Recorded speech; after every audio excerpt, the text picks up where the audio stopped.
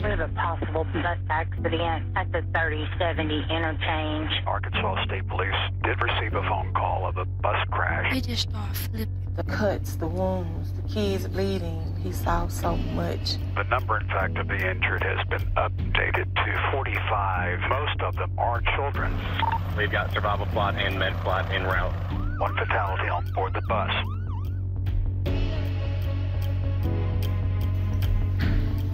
Sky 7 captures the scene in Saline County where a charter bus crashed into the woods off Interstate 30 around 2:45 this morning.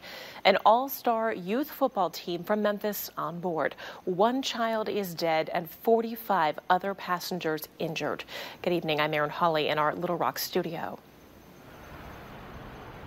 And I'm Chris May, live in Saline County. We are just across the street from the tow yard where this mangled bus was taken following this early morning crash today. We know the bus was just west of Benton, where we are right now, near mile marker 111 on Interstate 30 when it left the road and overturned. The driver, who did survive the crash, has reportedly told investigators she simply lost control. We have team coverage of this event tonight. We have reporters fanned out across central Arkansas covering every angle of this tragedy, from the victims and their families to the company that was responsible for their journey. We're going to begin tonight at the crash site. Our Nick Popham is standing by there live with the very latest on what happened today. Nick?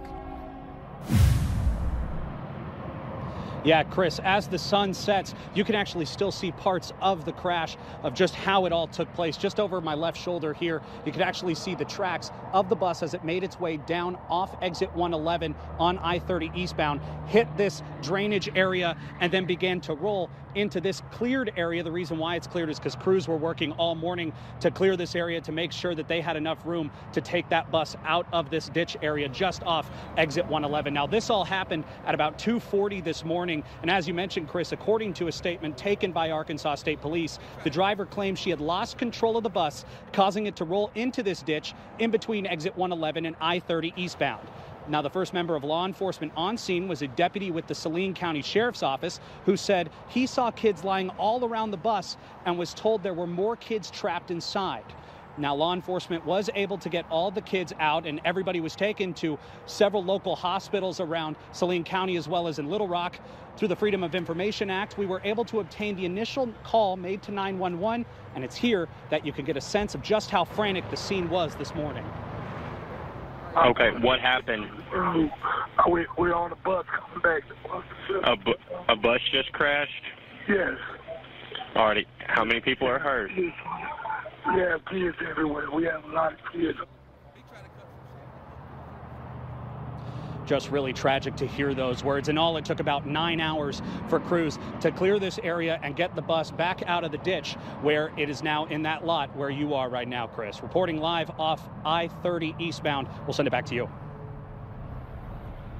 Okay, Nick Popham for us at the crash site where he has been much of this day. Nick, thank you so much for that. As Nick mentioned, the victims of this crash were taken to hospitals really all around central Arkansas to be treated for their injuries, and we're glad to report that at this hour, many of them have been released. Let's go to our Shelby Rose. She's standing by live outside of Arkansas Children's Hospital tonight with the stories of some of those who were injured. Shelby? Chris, just a couple hours ago, Arkansas Children's held a press conference to provide an update on those victims they took in early this morning to their level 1 trauma center. In total, they took in 26 of those involved in this crash, ages ranging from 9 to 13 years old. Some of those injuries sustained include lacerations and fractures, some of those to the head. 2 patients did require emergency surgery upon arrival, and in total, 4 of those victims remain in hospital care but in stable condition. Now, ACH has opened up their hospital to these families as they are dealing with this unexpected tragedy with food, clothing, and supportive care. And as the only level 1 pediatric trauma center in the state, Arkansas Children's is always prepared for mass casualties like this one. We were able to get people diagnosed, discharged into an operating room, those that needed that service in a very timely fashion, and everybody, as Chanda said, is doing quite well now. In regards to the other hospitals that took in patients, I've heard back from Baptist Health and CHI St. Vincent, who took 3 patients each, and all of those have been discharged. And I'm awaiting to hear updates from UAMS and Saline Memorial. Chris? Okay, an incredible job by first responders all around Central Arkansas today. Shelby Rose for us at Arkansas Children's Hospital. Shelby, thank you very much. As we told you, this youth football team was on its way back home to Memphis from Dallas, where they had participated in a football tournament when this crash occurred overnight. Our Stephanie Bennett joins us now from our live news center in Little Rock with more on the team itself and reaction from folks in Memphis. Stephanie? Well, Chris, the Orange Mound football team is a community all-star team out of the Memphis area. It's made up of children, mostly middle school and elementary school aged. Now, Orange Mound Youth Association oversees the football team, and the Orange Mound community is in southeast Memphis. Several kids from surrounding school districts are a part of that team. The football team had played at a championship game in Dallas, as you mentioned, Chris, over the weekend, and it was traveling back to Memphis early this morning when the bus crashed here in Arkansas. An 11-year-old child died this morning as a result of that bus accident. Now, Memphis Mayor Jim Strickland taking to Twitter this morning saying hearts and prayers go out to the Orange Mound children and families involved in this morning's tragic bus accident. And Antonio Huntsman, the man who originally started the team that is now the Orange Mound football team, he posted on Facebook saying that he knows the players and the coaches involved and that he lifts them up in prayer at this time. Chris? Okay, Stephanie Bennett for us in Little Rock tonight with the latest from Memphis, where these youngsters are from. Stephanie, thank you very much. Again, the bus itself was brought here to Newcomb Towing here in Benton after it was uprighted and removed from that ditch. We can take a look at some exclusive Sky 7 video of that bus being brought here. I'm told by a worker here at Newcomb that the bus has been impounded by authorities. It is actually in the pavilion that you can see behind us. Investigators will be going through that very closely as they look for a cause of this accident. They want to know, was this driver error, was this mechanical, or was it something else? You can be sure that they will get to that answer in due time. As for the bus itself, it is owned by a company based in Summerville, Tennessee. It is called Scott Shuttle Service. The KATV web team today has done some digging into that company's history. We found that one of its buses was in fact involved in a crash back in November of 2017. It happened in Jackson, Tennessee in wet road conditions.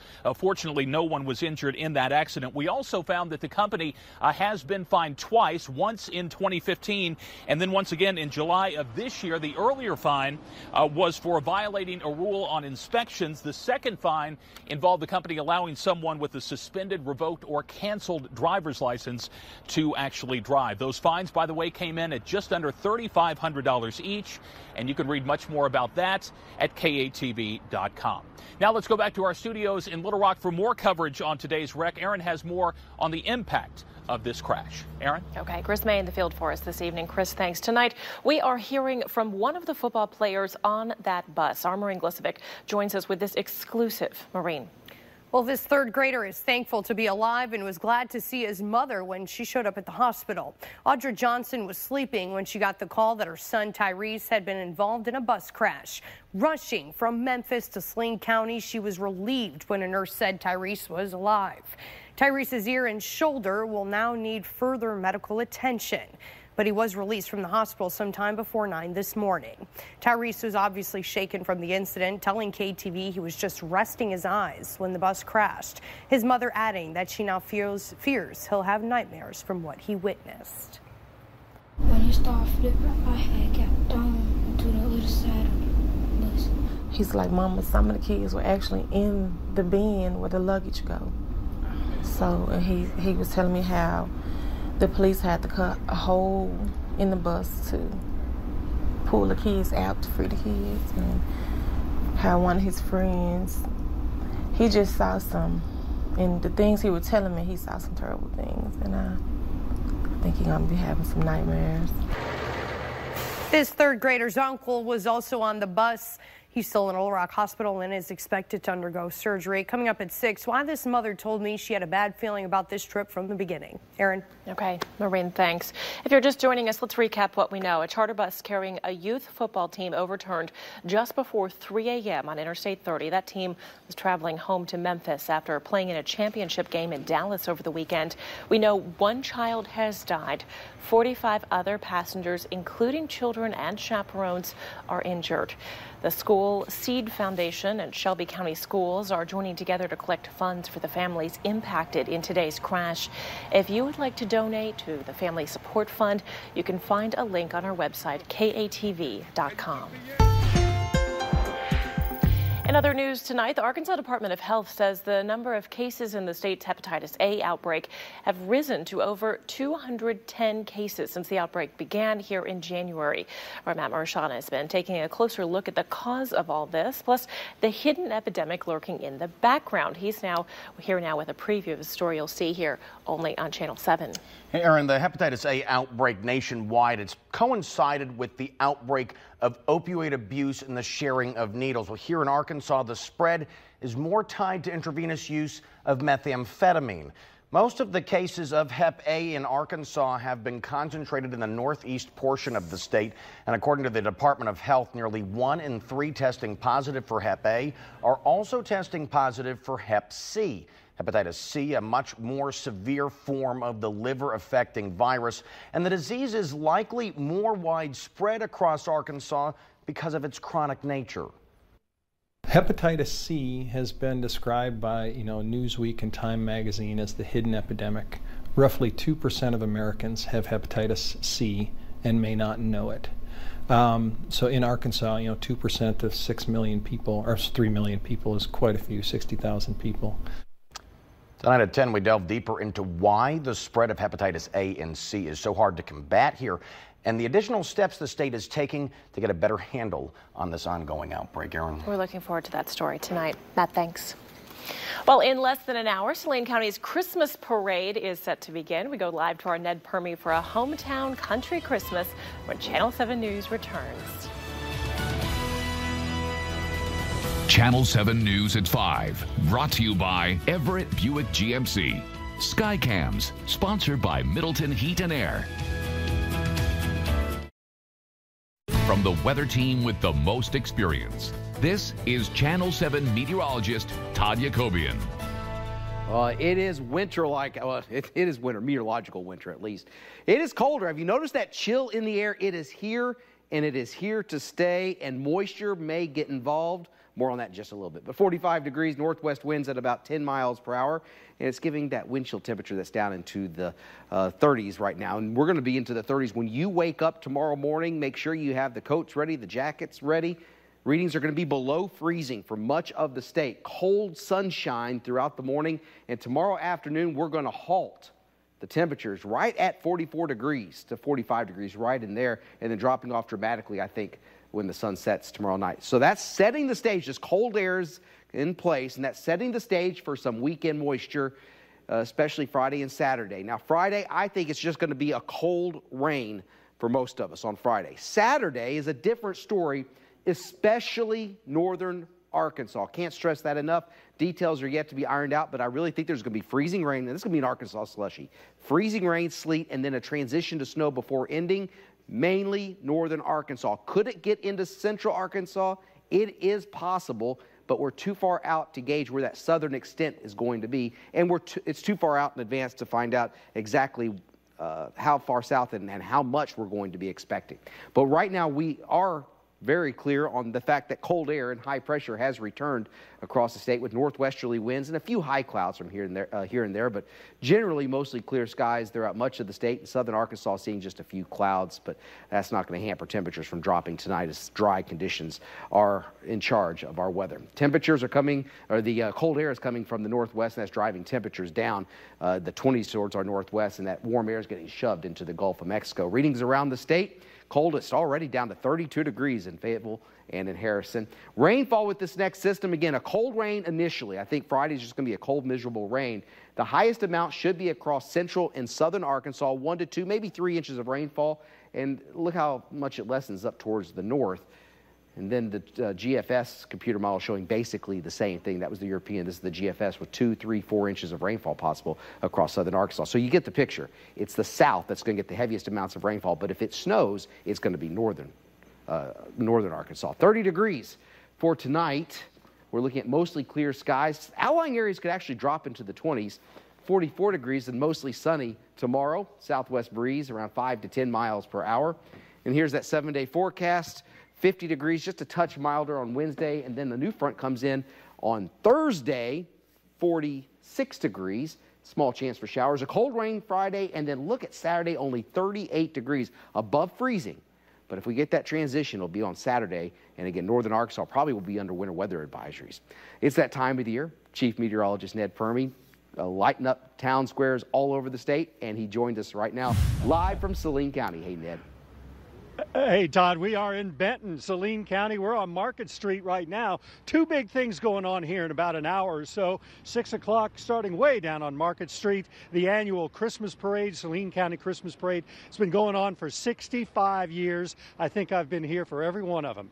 I'm just kidding about that, but I've been here for a lot of them. It's coming at 6. They've got about 60 floats and entries, including every single fire department represented in Saline County, and a big float for the Arkansas Travelers Club.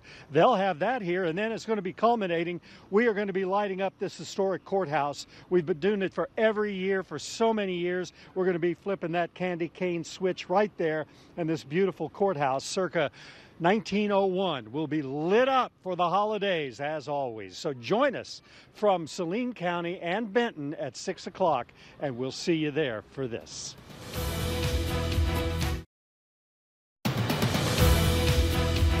Former President George H.W. Bush died Friday at his home in Houston. He was 94 years old. He'll be honored during several public and private events in Houston and Washington before his burial Thursday in Texas. On Sunday, President Trump declaring December 5th as a national day of mourning. World leaders and politicians are sharing memories of the World War II combat pilot. Mr. Trump says he will be attending Bush's memorial service and praised the 41st president for his commitment to faith, family, and country. He was a very fine man. I met him on numerous occasions. He was just a high-quality man who truly loved his family. Former President Barack Obama also remembering Bush's life and legacy, tweeting, "America has lost a patriot and humble servant." Former President Bill Clinton writing, "Hillary and I give thanks for his great long life of service, love, and friendship." Well, this year's We Try It Before You Buy It end of the year auction got off to a fast start this morning on Daybreak. Up next, Jason Peterson will tell you how much was raised and what items are going to be auctioned off on Wednesday.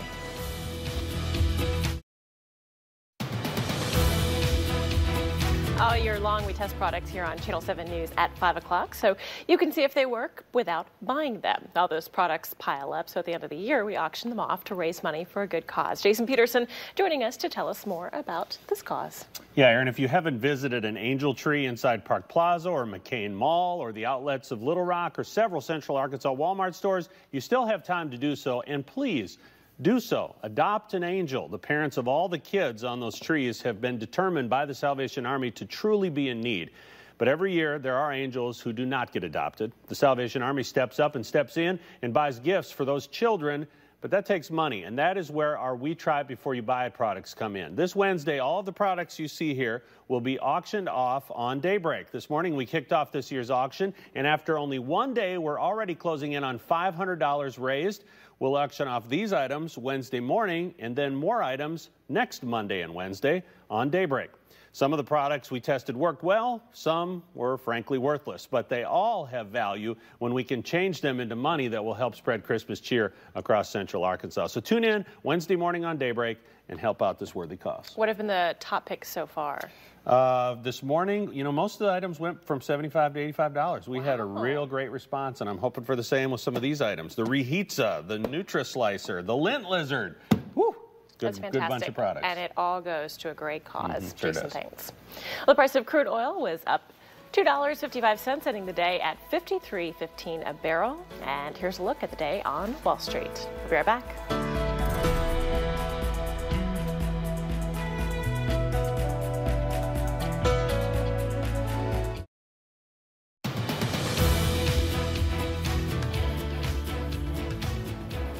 Back live in Saline County now, where Channel 7 is covering the big story of the day. In case you missed it, there was a charter bus traveling through Arkansas, a youth football team on board traveling from Dallas back to their home in Memphis.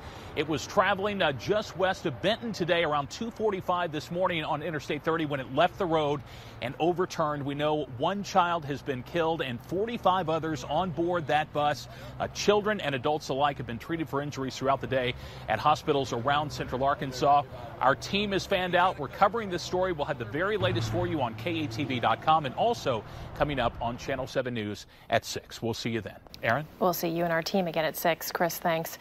That's all for Channel 7 News at 5. Thank you for joining us. We'll have more Arkansas news in 30 minutes following World News Tonight with David Muir. We'll see you again at 6.